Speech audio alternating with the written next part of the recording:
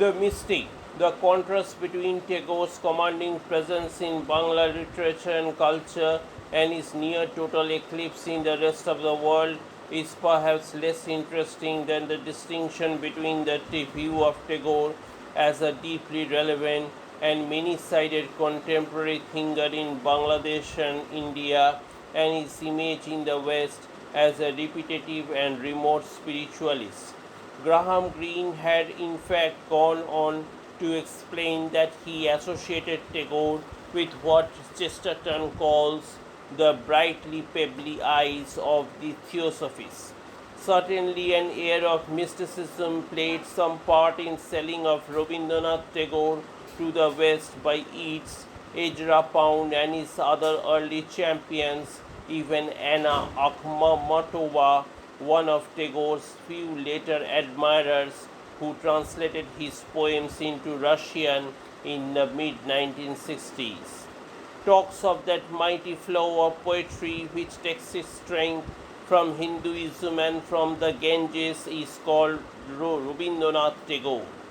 Confluence of cultures.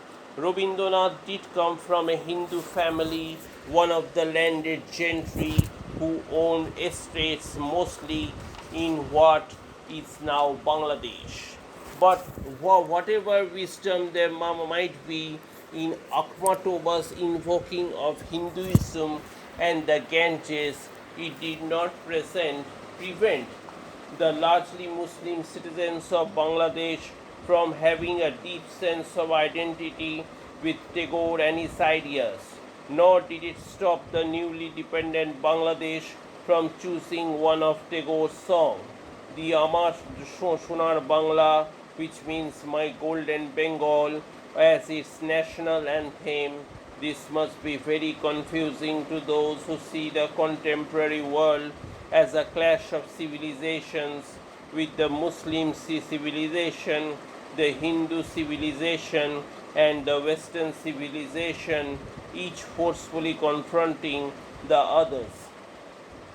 They would also be confused by Rabindranath Tagore's own description of his Bengali family as a product of a confluence of three cultures: Hindu, Mohammedan, British. Rabindranath's grandfather, Dwarkanath, was well known for his command of Arabic and Persian, and Rabindranath grew up in a family atmosphere in which a deep knowledge of Sanskrit and ancient Hindu texts was combined with an understanding of Islamic traditions as well as Persian literature.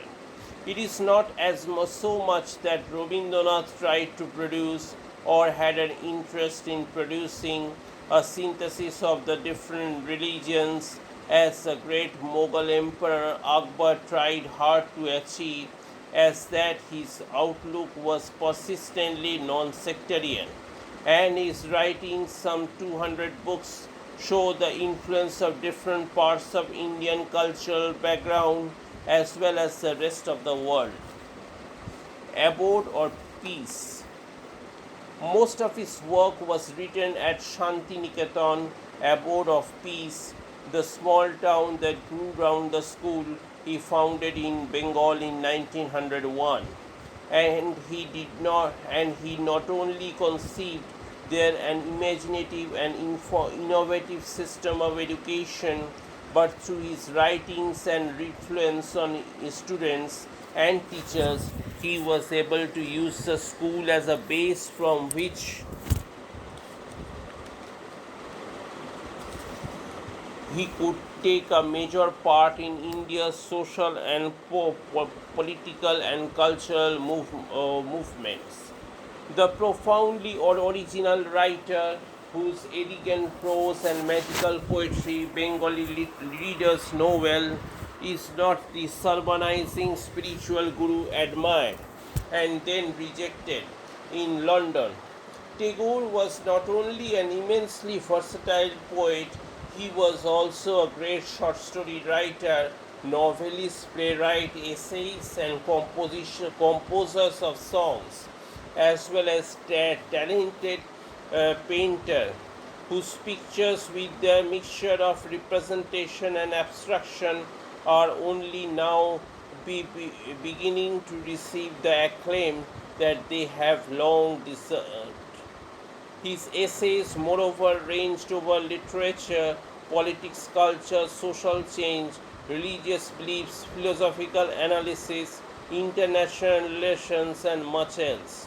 The coincidence of the 50th anniversary of Indian independence with the publication of a selection of Tagore's letters by Cambridge University Press brought Tagore's ideas and reflection to the fore, which make it important to examine what kind of leadership in thought and understanding he provided in the Indian subcontinent in the first half of this century.